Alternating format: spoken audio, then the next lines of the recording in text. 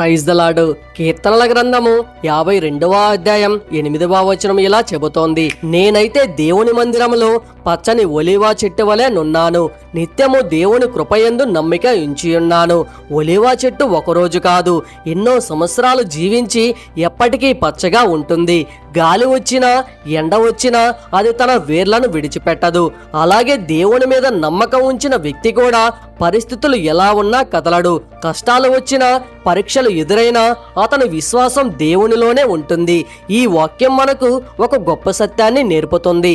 మన బలం మన సంపదలో కాదు, మనుషుల సహాయంలో కాదు, దేవుని కృపలో ఉంది. దేవుని కృపను నమ్మినవాడు ఒలీవ చెట్టులా స్థిరంగా, ఆశీర్వాదంగా, ఫలవంతమైన జీవితాన్ని గడుపుతాడు. కాబట్టి ఈ రోజు నుండి దేవుని కృపపై సంపూర్ణ నమ్మకం ఉంచండి. అప్పుడు మీ జీవితాన్ని కూడా దేవుడు పచ్చని ఒలీవ చెట్టులా నిలబెట్టి సమృద్ధిగా ఆశీర్వదిస్తాడు. దేవుని వాక్యాన్ని ప్రేమిస్తే ఈ వీడియోని షేర్ చేయండి.